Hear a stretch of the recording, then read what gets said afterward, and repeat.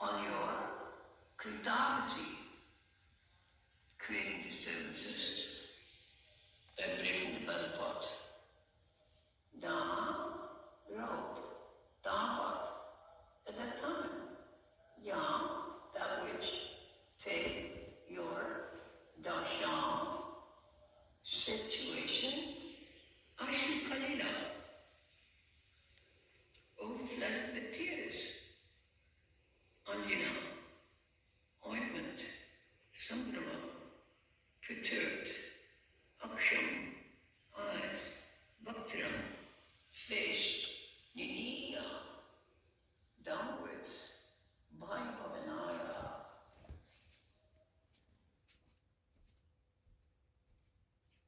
By thoughts of fear, Stitasya, of the situation, some that mom may, I'm sorry, me, Vimahayati, bewilders, Pini, Api, even fear personified. Yat, Vibeti, is afraid. Translation by Prabhupada. But in Krishna, just showed that took up a rope to bind you when you committed an offense, and your perturbed eyes overflowed with tears, which washed the mascara from your eyes. And you were afraid, though fear personified is afraid of you. This sight is bewildering to me. Please repeat, my dear Krishna. Yashoda took up a rope to bind you when you committed an offense, and your perturbed eyes overflowed with tears. The tears which washed the mascara from your eyes. And you were afraid, though fear personified is afraid of you. This sight is bewildering to me.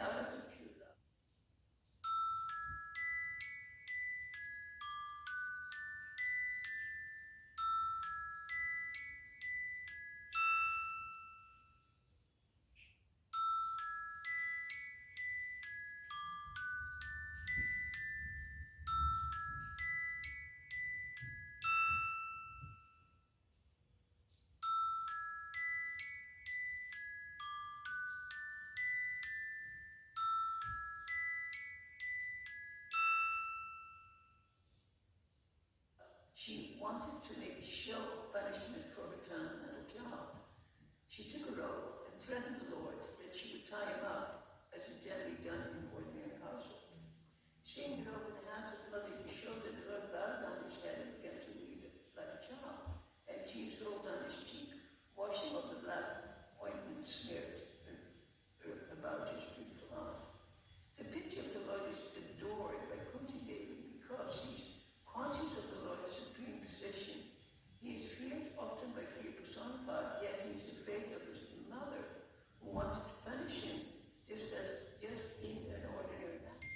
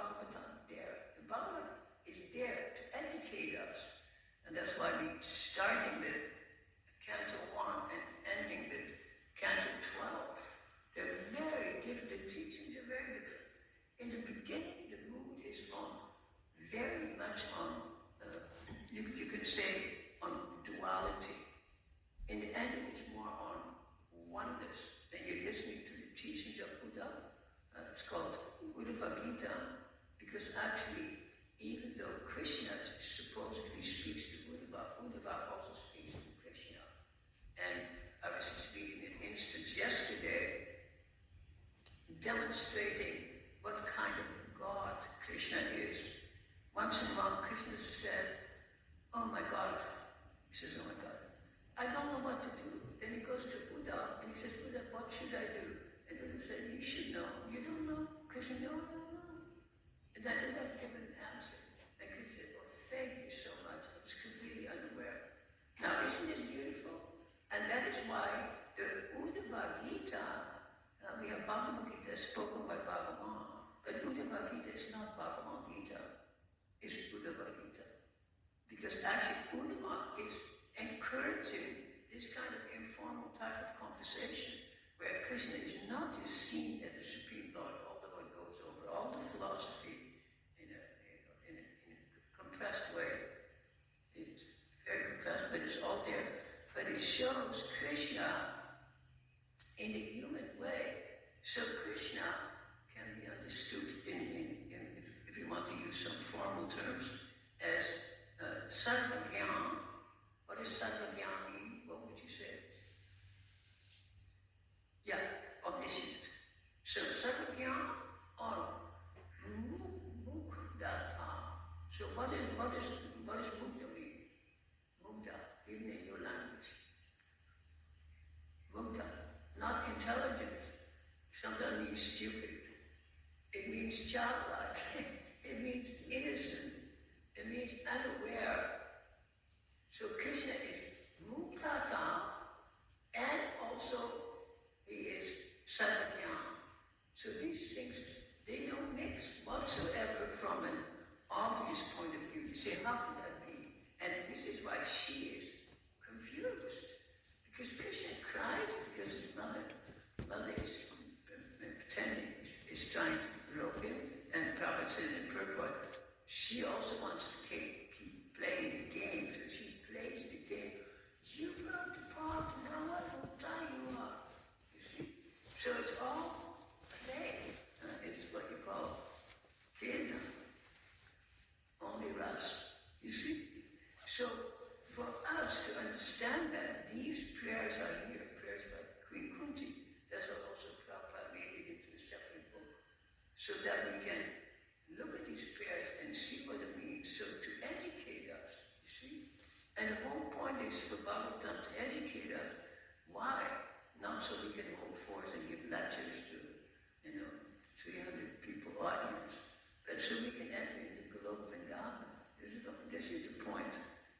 Of course, we can distribute knowledge, that's perfect, but you can also distribute knowledge by humility, not just by putting yourself forward. As a matter of fact, people that put themselves forward cannot give real knowledge, because their ego, if their ego is advancing, the ahankar, then the aham will not be apparent. So, very complex to understand. Actually it's not complex psychology, but it's kind of reverse psychology. It's a reverse psychology, you see. Like when a child wants to become, a big hero, it's very, very normal. But when a child wants to become like a little mouse on an ant, you think, what's wrong with the kid? You think he has a mental disease, you see. Because it's normal to want to rise up and people to see you and do things. So Krishna, as we said, all omniscient, everybody admires him because he's the controller. He's the supreme controller. He is. I was telling you quite many times that the term that Jiva Goswami gave to Krishna, he said the best term for Krishna is, and in Sanskrit is asti. The best term for Krishna is asti, is no subject, no object, only a verb, is. What do you think of this? Because a verb activates everything. Just like a verb, I say being, I say walking, I say singing, I say talking. What is the difference between talk and talking?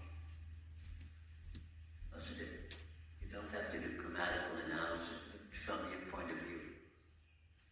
Talk is a noun, can also be a verb, but talking is an action that is right now going on. I am talking, you are listening, we are being.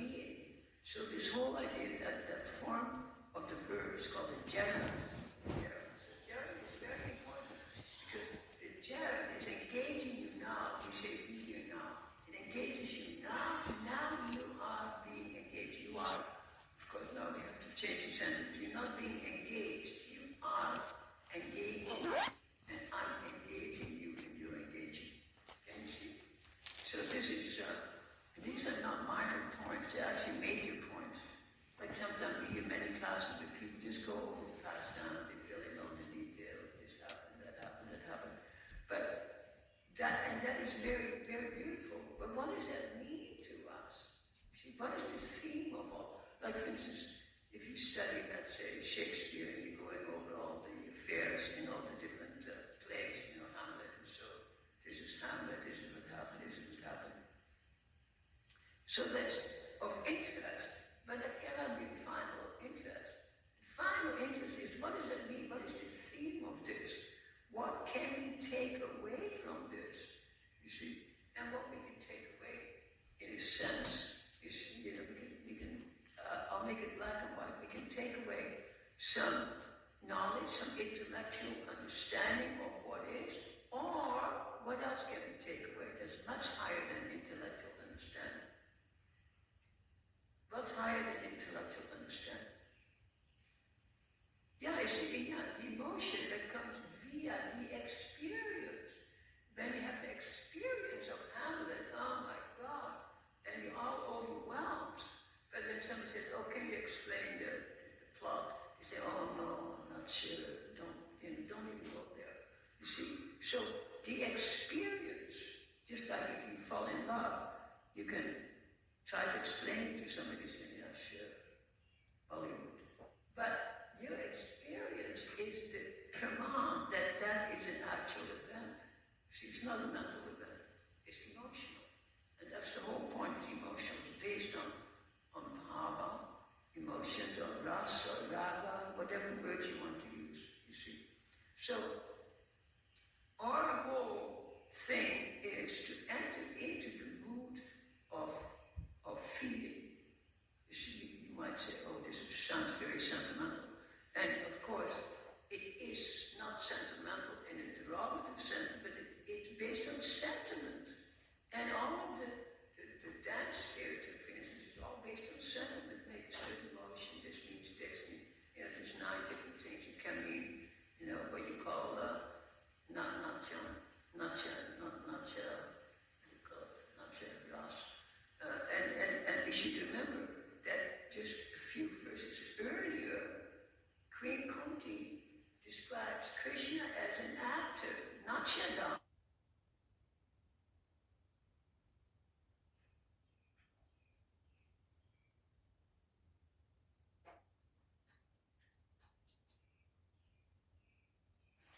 When you finish playing, take off your clothes and you can see behind the stage who you are.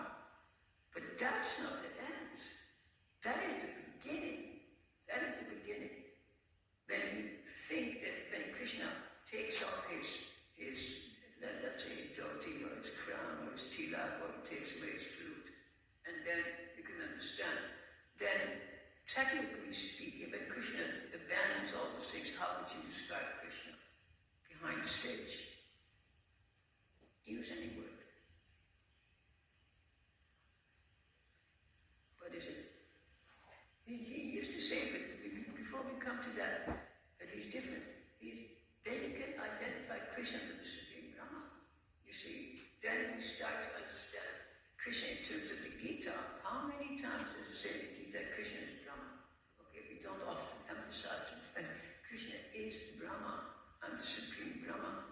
You see, so then you can understand that Krishna has that feature of the Supreme Brahma. But as soon as you understand that, and you relate to Krishna as the Supreme Brahma, can you understand what is missing? There's no lila. It becomes very boring. That's why also the first step in self-realization is Brahman realization, Parama realization, and Bhagavan realization. But you cannot go to Bhagavan realization unless you understand Brahman and Paramatma. You see, even though those experiences might be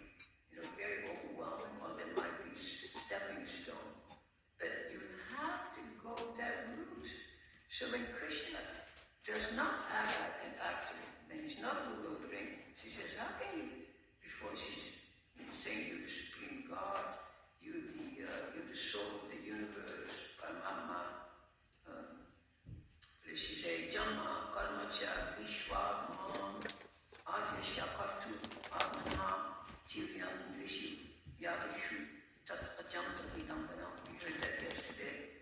Of course, it is bewildering also with the universe that you work, though you are inactive, and that you take birth, though you are the vital force and the unborn. You yourself descend amongst animals, men, sages, and aquatics. Verily, this is good. So it is very, very bewildering. Prabhupada says the last line in purport, he is not an animal, nor a man, nor a rishi, nor a fish. He is eternally the Supreme Lord in all circumstances. So Prabhupada could have also said something else. He could have said, he's eternally the child of Yashoda. You see? But Prabhupada keeps it formal. Can you see what I'm saying? It's like the deity, what mood do we worship the deity? Is it Pratidhana Muruga? Is this more formal? It's formal. It's formal Muruga. You cannot wear all these dresses when you stroll to the forest. And then you'll fall off all these jewels. Then Krishna goes to the forest. What is the first thing they do? The boys, they throw out all these jewels and clothes and then put on some garden of flowers and it smears up in dust. You see? That is Pratidhana. So Prabhupada doesn't go here right away. Because if you go there cheaply, then you also get a misconception of God. So it's always pointed out, especially in Gopya mission, that to really understand Krishna as a child or as a lover or whatever, you have to first understand how he is God. And this is the whole idea of the Srimad Bhagavatam, is to elucidate this. And you can see in the first, 100 or so, 150 pages, much less only the verse, forget about the purport. In the first few verses, it is indicated that he is a bewildering personality into personalities like Kuti. And that's why these prayers are there, so we can identify with it and say, yeah, like a newcomer. Let's say there's a newcomer and they're not familiar with our philosophy. And you say, Krishna is God. Okay, Krishna is God. And then you tell them that Krishna steals and he feeds monkeys and he smears the stuff all over and he goes to what does he do in the neighbor's house? Yeah, he urinates on the floor. He says, then he urinates on your kitchen floor. That's what Krishna does. I mean, can you imagine? So if you tell an outsider that Krishna urinates on the floor of the neighbors to give agitation, divine agitation, now that nobody, if I tell my brothers and sisters that's my religion, you say, I'm telling you, highly intelligent and educated, but you must be insane. You see? So, to come to that level is not ordinary. It's very extraordinary. But, and I'll tell you the same thing, unless we come to that level, we're missing the whole thing. We're missing the thing. So this is one of the reasons that I like to promote Krishna Lila, and not with big speeches of preaching, but not. याते दशाश्रुकलिलाञ्जन सम्भ्रमाक्षम् वक्त्रं निमीय भयभावनया स्थितस्य सा मां विमोहयति धीरति यद्बिभेति. Kunti is offering this wonderful prayer to Lord Krishna. In this prayer, she describes Damodar Leela of Krishna. During the Damodar Leela, Mother Yashoda bound Krishna's belly with a rope. She tied Krishna to a grinding mortar. So Mother Kunti is remembering this enchanting Leela that happened in Vrindavan. She says, Gopya dade tvayi krita agasi damatavad. Kritagasi, oh Krishna, you have done an offense. You have done so many offenses to Mother Yashoda. What is that offense? Krishna has broken the butter pot of Mother Yashoda. He has distributed all the butter to monkeys, and he ran away from house. He was running in the streets of Vrindavan, and he made Yashoda Mai to run behind him. So like that, Krishna has done so many mischievous activities in Vrindavan during Damodar Leela